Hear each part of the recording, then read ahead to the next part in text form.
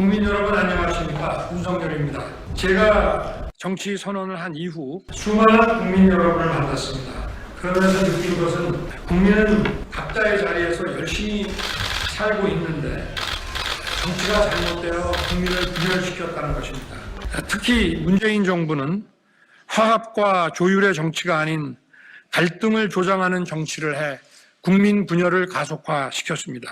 그래서 저는 다짐했습니다. 제가 대통령이 되면 내 편, 내 편 가르지 않고 국민을 통합하는 정치를 하겠다 생각했습니다. 그런 의미에서 국민 통합을 상징하는 저명한 분들을 모시려 부단히 노력했고 그 결실을 오늘 국민 여러분께 말씀드리고자 합니다. 오늘 제가 모신 분들은 호남을 대표하는 큰 정치인이신 박주선 전 국회 부의장님과 김동철 전 국민의당 원내대표이십니다. 호남과 광주에서 모두 4선을 하신 두 분의 양력에 대해서는 굳이 제가 언급하지 않더라도 국민 여러분께서 더 잘 아시리라 생각합니다.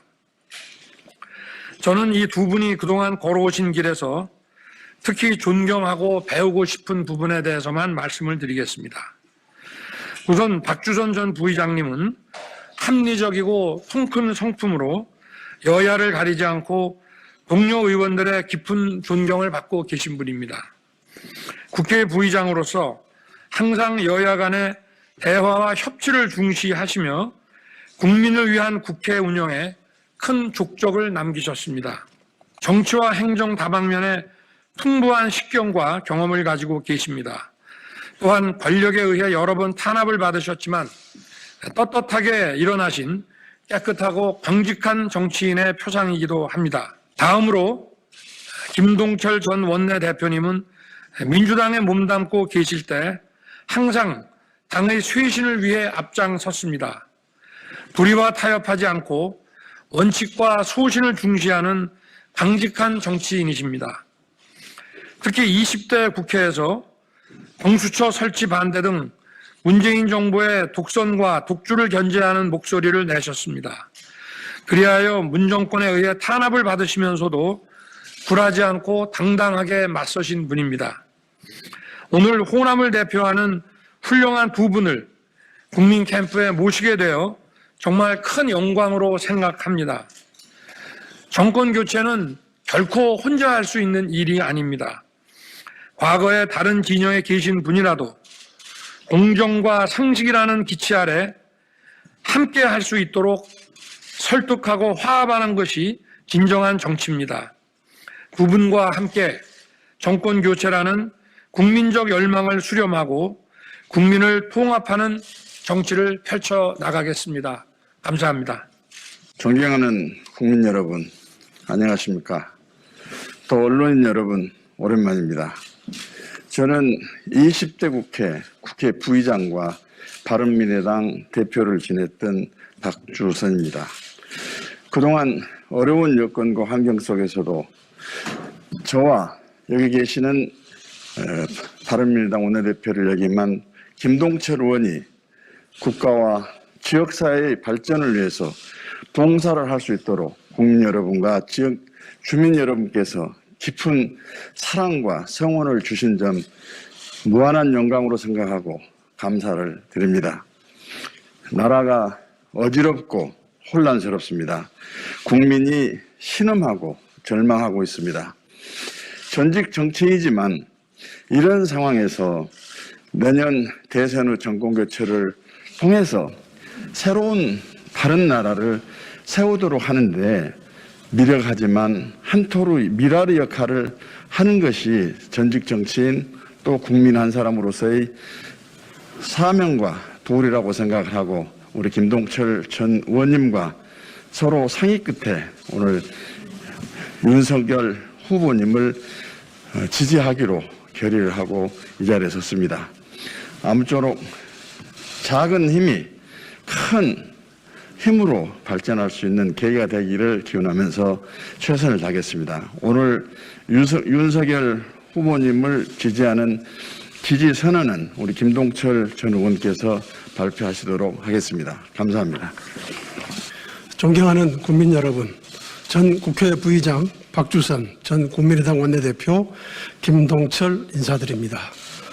저희 두 사람은 국민과 광주 시민의 과분한 사랑에 힘입어 다선 중진 의원으로서 국가와 지역 발전에 기여할 수 있었음을 평생의 보람으로 여기고 있습니다.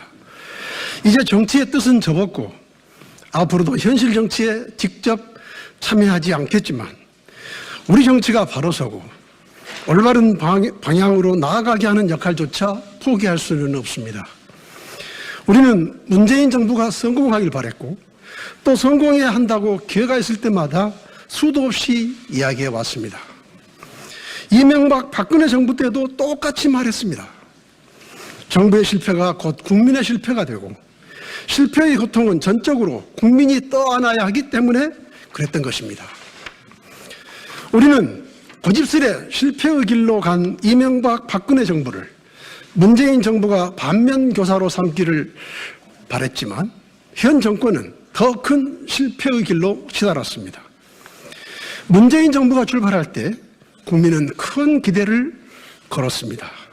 기회는 평등하고 과정은 공정하며 결과는 정의로울 것이라는 문 대통령의 취임사, 연이은 5.18 기념사, 그리고 현충일 기념사를 들으며 많은 국민들이 감동했었습니다. 그러나 공허한 말뿐이었습니다. 문재인 정권의 가장 큰 과오는 국민을 사분 오열시키고 갈등하고 반목하도록 했다는 것입니다. 대통령의 과업 중 가장 큰 과업이 국민 통합일지인데 이 정권은 친일 대 반일, 친조국 대 반조국, 친노동 대 친기업의 이분법적 잣대로 국민을 편가르고 대립하도록 했습니다. 생각이 다른 국민을 악으로 규정하고 공격하고 집단적 린치도 가하는 풍토를 조장했습니다. 문재인 정권은 상식과 합리에 어긋난 비정상적인 국정운영으로 국민을 괴롭혔으며 국격을 떨어뜨렸습니다. 26전 26표로 상징되는 부동산 정책 실패, 청년들과 서민들을 울린 일자리 참사, 소주성으로 대표되는 비현실적 정책, 역대 정권에서 유례를 찾아올 수 없는 과도한 내편 챙기기 인사 등으로 국정은 파탄 지경에 빠졌습니다.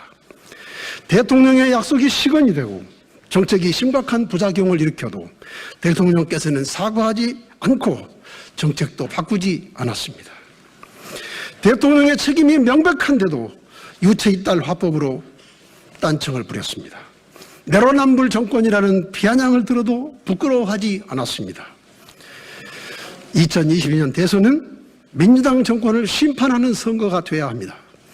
나아가 우리 정치권의 대쇄신을 통해 극우 극좌 양극단의 세력의 대립 정치를 종식시키고 중도가 중심이 되어 합리적 개혁, 개혁적 보수와 함께 국민 통합과 실사구시의 새로운 정치 시대를 열어야 합니다. 지금의 민주당에는 김대중 노무현 정신이 실종되고 없습니다. 김대중 정신은 국민통합, 민생, 실용입니다. 노무현 정신은 원칙과 양심입니다. 그러나 오늘의 민주당은 낡은 이념과 운동권 진영 논리가 지배하고 있습니다. 민주당은 운동권 근본주의자들의 카르텔 정당으로 전락했습니다. 김대중과 노무현이 없는 변질된 민주당의 재집권은 국가적 불행, 국민적 고통을 가속화시킬 것입니다. 윤석열 후보가 왜 차기 지도자로 부상했는지 현명한 국민은 다 아시리라 생각합니다. 그는 정치 권력의 검사가 아닌 국민의 검사였습니다. 그 악을 척결하고 공정과 정의를 지키는 일에 신명을 다 바쳤습니다. 정치 권력의 탄압을 받으면서도 굴하지 않고 법과 원칙에 따라 소신 있게 행동했습니다. 오로지 주권자인 국민을 바라보며 소임을 다하려고 했던 것입니다. 나라의 근간인 헌법 정신과 법치주의를 훼손하려는 세력에 맞선 윤석열의 투쟁은 이 정권의 환멸을 느낀 국민에게 정권 교체에 희망을 가꾸고 결의를 다지게 했습니다. 윤석열의 투쟁이 없었다면 문재인 정권의 연장, 이재명 시대의 개막은 기정사실로 여겨졌을 것입니다.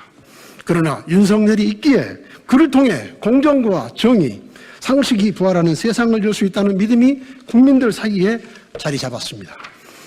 공정과 정의, 상식은 우리 두 사람과 윤 후보가 만나는 지점입니다. 양심과 이성을 지닌 분들이라면 이 지점에서 정파를 떠나 모두가 하나가 돼서 새로운 시대를 열 수 있다고 봅니다. 김대중의 민주당에서 정치를 시작했던 우리 두 사람이 국민의힘 소속 윤 후보를 선택한 것은 참된 공정과 정의를 실현해서 상식이 통하는 나라를 만들 수 있는 유일한 후보가 윤석열이라고 판단했기 때문입니다. 이 사회에 공정과 정의, 상식이 바로 서게 된다면 국민 통합도 이루어지게 될 것입니다. 윤석열 후보가 TV토론에서 국민의힘도 바뀌어야 한다고 강조한 점에 주목합니다.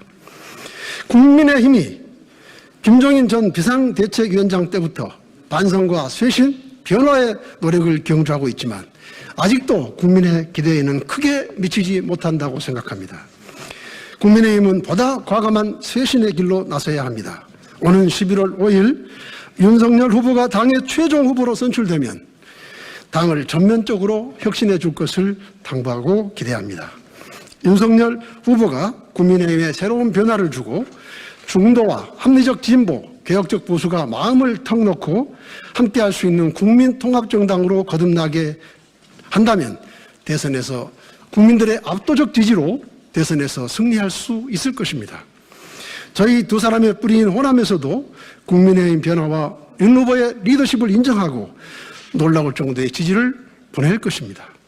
저희 두 사람이 가진 힘은 매우 미약합니다. 그럼에도 그 작은 힘을 윤 후보에게 보태는 것은 나라의 추락을 막기 위해서입니다.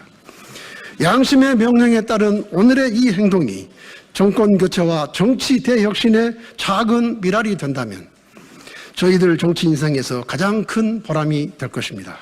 감사합니다.